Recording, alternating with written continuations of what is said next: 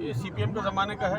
जनशक्ति अखबार जो निकलता है उसी का यहाँ ऑफिस और रेस्ट हाउस बनाया था। 34 साल रही जो सरकार, उसने बहुत सारी ऐसी इमारतें बनाई अपने लिए, और 34 साल बाद अब ये बेसिकली पांचकुड़ा है। सीधा मस्जिद पीछे छूट गई। सीधा मस्जिद का भी मामला ये है कि जब इस पतले रास्ते को जब एनएच में कन्वर्ट किया जा रहा था, यानी 4 लेन एनएच जब हो रहा था, तब टीआर बालू हुआ करते थे उस जमाने में रोड सरफेस ट्रांसपोर्ट मिनिस्टर। तो उस जमाने में जंगल था, ये पूरा कुछ था ही नहीं, पतला सा रास्ता था, बॉम्बे रोड बोलते थे इसको। और टीआर बालू ने उस जमाने में एक फरमान जारी किया था उन्होंने। टीआर बालू आप समझ ही गए होंगे, एआईएडीएमके के बड़े लीडर हुआ करते थे, अभी भी हैं शायद टीआर बालू, मुझे लगता है अम्मा की पार्टी से थे, तमिलनाडु से। और वाजपेयी जी की सरकार थी वो, मुझे याद है शायद 2000 की बात होगी जो मैं आपको बता रहा हूँ। तो वाजपेयी जी का एक सपना था कि सारे देश को रास्तों से जोड़ना चाहते थे, और इस चीज़ के लिए सराहना होगा उनको कि ये उनकी ही सोच थी। जिस रास्ते पे आज हम चल रहे हैं और 100-125 किलोमीटर आप आराम से चलते हैं, एक कंकर भी नहीं मिलता आपको रास्ते पर, तो ये कहीं ना कहीं अटल बिहारी वाजपेयी जी की देन है। ये उन्हीं की सोच थी कि देश को अगर सड़कों से जोड़ दिया जाए तो आधा ट्रैफिक जो है वो रास्तों पर कन्वर्ट हो जाएगा, और ट्रेन्स का लोड थोड़ा कम होगा, माल भाड़ा जो है वो भी कुछ सुविधा होगी कि कुछ ट्रांसपोर्ट से जाने लगेगा माल, और बाकी जैसे रेल में जाता है वो जाएगा। तो मैं बता रहा था टीआर बालू के बारे में कि इस रास्ते को तोड़ करके उनका एक ऑर्डर आया कि इस रास्ते पर उस मस्जिद को तोड़ करके और हटा देना है। तो फिर ये पता चला कि तोड़ा जाएगा, तो यहाँ विरोध होने लगा इस इलाके में, पांचकुड़ा में। उस जमाने में मुझे याद है बहुत ज़बरदस्त विरोध हो रहा था, और जहाँ पर वो मस्जिद है मैं आपको, पता नहीं आपने देखा कि नहीं, मैं आपको वीडियो पीछे दिखा दूंगा एक बार, वहाँ लिख करके सीधा मस्जिद कहाँ है वो बेसिकली। तो वो बिल्कुल ऐसा था कि और मस्जिद थी, बाद में वहाँ सड़क बन गई, और सड़क बनने के बाद अब वो मस्जिद को हटाने की बात होने लगी। तो अल्टीमेटली फिर ये हुआ कि उस जमाने में सिविल एविएशन मिनिस्टर हुआ करते थे शहनवाज हुसैन, और ममता बनर्जी रेल मंत्री थी, पहली बार रेल मंत्री बनी थी वो वाजपेयी जी के सरकार में। तो शहनवाज हुसैन कलकत्ता आए हुए थे, तो जब हम लोगों को पता चला तो हम लोगों ने उनसे बात करी, उनसे मुलाकात करी। वो ग्रैंड होटल में ठहरे थे, उनसे मुलाकात करी। मुलाकात करने के बाद उनको बताया गया कि साहब ऐसी सी बात है, पुरानी मस्जिद है उस इलाके की, पुश्तैनी मस्जिद है और हिस्टोरिकल मॉस्क है, अगर किसी हिसाब से उसको बचाया जा सकता है तो बचा लें, क्योंकि वो तो ऐसे भी रास्ते के बीच में नहीं है, वो मस्जिद एक तरफ थी और रास्ता बन रहा था। तो शहनवाज हुसैन साहब ने बहुत उसमें जो है अच्छे से सुना और बोला कि अच्छा ठीक है, मैं टीआर बालू से बात करूंगा इस बारे में, ज़रूरत पड़ी तो मैं प्रधानमंत्री से भी बात करूंगा। तो फिर समझिए कि वो मामला कहीं ना कहीं फिर वो हल हुआ। फिर ऐसा हुआ कि वो उस तरह से ही रास्ता बना है, मैं आपको कभी दिखाऊंगा, उधर से गुजरूंगा तो पुराने वीडियो में शायद इसमें भी मिल जाए आपको, कि मस्जिद अपनी जगह पर है। मस्जिद के सामने उन्होंने एक मोटी दीवार उठवा दी थी उस ज़माने में, जो मस्जिद कमेटी के लोग थे, कि ऐसा नहीं कि रात में कोई ट्रक जो है एक्सीडेंट हो जाए, क्योंकि वो रास्ता चौड़ा होने से क्या हुआ, बिल्कुल मस्जिद सामने आ गई थी। तो फिर वो 4 लेन बनता चला गया, लेकिन वो मस्जिद जो है अल्टीमेटली उसको वहाँ से हटाना नहीं पड़ा। उन्होंने कहा ही था, शहनवाज हुसैन साहब ने कहा था कि मैं कोशिश करूँगा, अगर ज़रूरी नहीं हुआ तो उस जगह से मस्जिद को हम लोग कहीं शिफ्ट भी नहीं करेंगे और शहीद भी नहीं करेंगे। तो ये एक एडवांटेज था। मुझे लगता है शायद वो फिर ज़रूरत नहीं पड़ी उस जगह की। अल्टीमेटली जो जगह थी उनके पास, जितना वो अक्वायर कर रहे थे नेशनल हाईवे के लिए, वो मुझे लगता है हो गया, और फिर उसकी ज़रूरत नहीं पड़ी, तो वो मस्जिद बच गई। तो वो एक इतिहास है उस मस्जिद का। हम लोग आए थे उस ज़माने में, मुझे याद है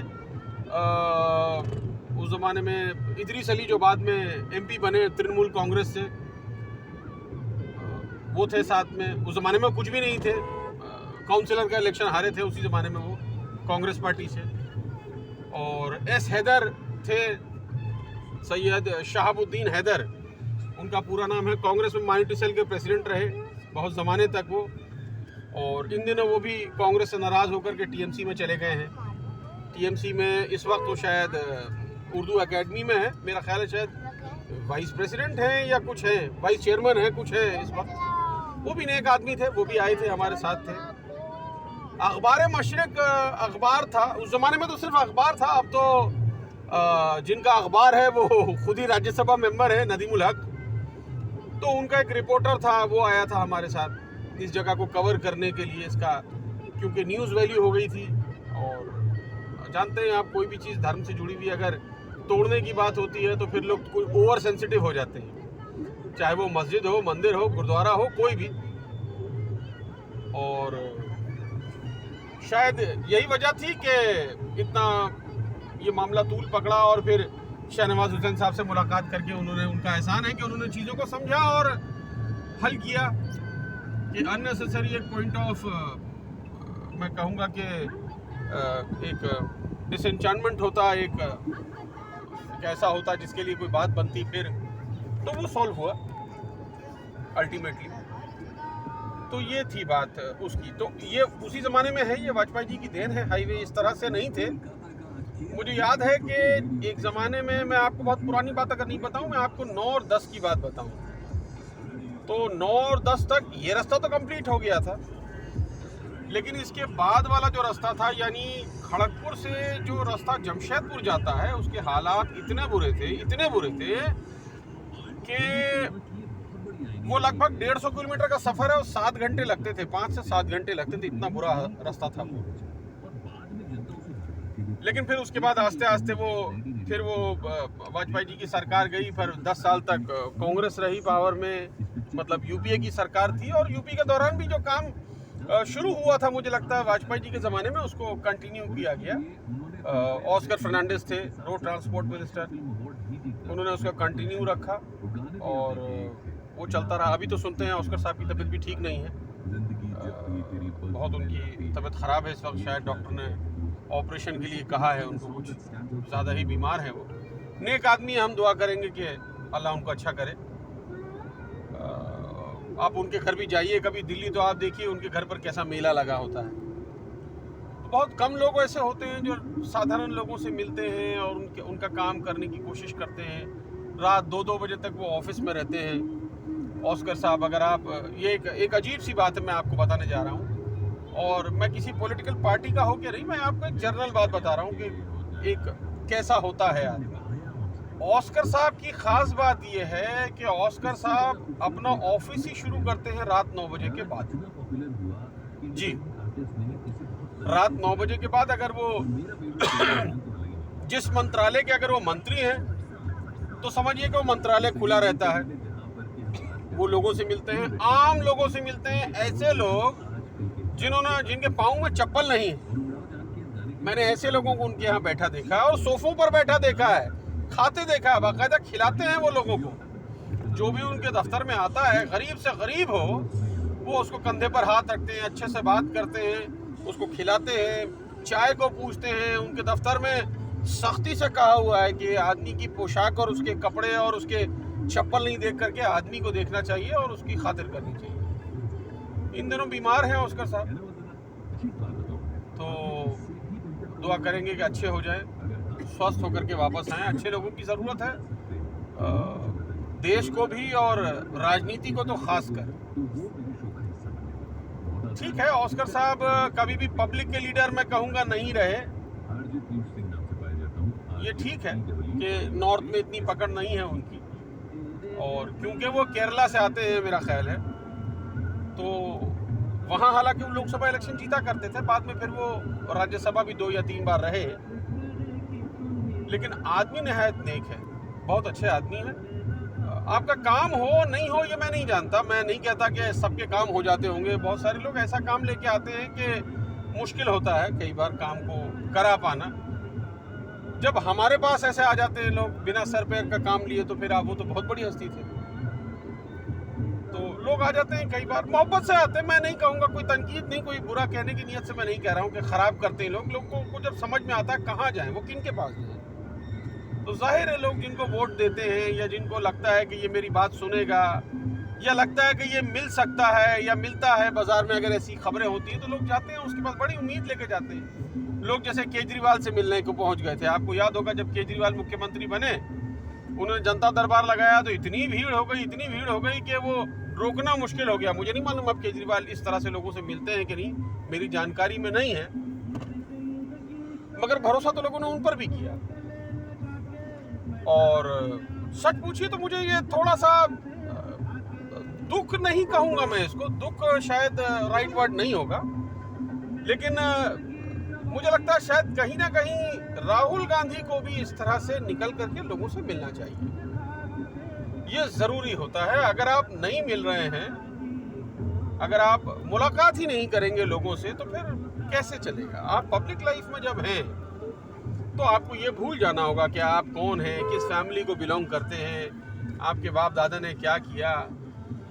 ठीक है, बहुत अच्छी बात है, आप अच्छी फैमिली को बिलोंग करते हैं, बहुत खुशी की बात है। और मैंने हमेशा कहा है ये कि राहुल गांधी एक पीएम मटेरियल हैं, लेकिन लोगों से नहीं मिलते हैं, ये चीज़ मुझे अच्छी नहीं लगती है। मैंने कई बार उनको उनके ख़ास लोगों के थ्रू ये कहलवाया भी, उनके दफ्तर में जो भी उनके दाएं बाएं हैं, तो उन लोगों के थ्रू मैंने कई बार कहा भी, कई बार मेरा डायरेक्ट इंटरेक्शन भी हुआ, तो भी मैंने उनको ये बताया। मुझे नहीं मालूम वो कितना समझे या कितना समझना चाहते हैं, मगर मुझे लगता है उनको पब्लिक से मिलना चाहिए। नहीं मिलते हैं, शायद ये एक बहुत बड़ा ड्रॉबैक है कि आज कांग्रेस बैकफुट पर है। तो ये है, सोनिया गांधी को मैं नहीं कहूँगा बीमार रहती हैं और एज भी एक फैक्टर है अब, लेकिन राहुल गांधी तो जवान आदमी है, उनको मिलना चाहिए। प्रियंका गांधी को मिलना चाहिए। मतलब अगर आप इतिहास की किताबें थोड़ा सा पढ़ें तो आपको पता चलेगा जब इंदिरा गांधी हार गई थी तो उन्होंने पदयात्रा शुरू करी थी, और यानी 77 में जब जेल तक गई वो, बाद में उस इमरजेंसी के बाद, तो जब वो बाहर आई तो उन्होंने यही पहला काम किया था कि वो उन्होंने पदयात्रा शुरू कर दी थी। वो दिन भर पैदल चलती थी, फिर वो जब गाँव खत्म हो जाता था गाड़ी में बैठती थी, फिर दूसरे गाँव पहुँचती थी, फिर वहाँ पैदल चलती थी। और ये चीज़ राजीव गांधी के अंदर भी थी। मुझे याद है प्रिया रंजन दास मुंशी बाद में वो बहुत बड़े मंत्री बने, उस जमाने में वो कुछ भी नहीं थे, कांग्रेस के लीडर हुआ करते थे और बांग्ला से अंग्रेजी का ट्रांसलेशन किया करते थे वो प्राइम मिनिस्टर के लिए, यानी राजीव गांधी के लिए। उनके इंटरप्रेटर थे वो, Bangla to Hindi, Bangla to English, sorry. तो बाद में फिर उनकी बहुत तरक्की हुई, वो प्रिया रंजन दास मुंशी मंत्री भी बने और बड़ी बड़ी पदों पर रहे बहुत जगह पर। मगर कहने का मकसद ये है कि ज़रूरी होता है, अगर पब्लिक का लीडर पब्लिक से ही नहीं मिलेगा तो फिर तो कोई मतलब ही नहीं बनता, फिर काहे का लीडर। तो ये चीज़ थोड़ा सा सोचना चाहिए, मुझे लगता है ये चीज़ थोड़ा सा ठीक करना चाहिए, ये बहुत ज़रूरी है। क्योंकि अगर आप ये नहीं कर रहे हैं तो फिर कहीं ना कहीं एक ड्रॉबैक तो है। चलिए फिर करता हूँ बात इत्मीनान से, थोड़ा सा गाड़ी चला लूँ मैं, फिर करता हूँ बात।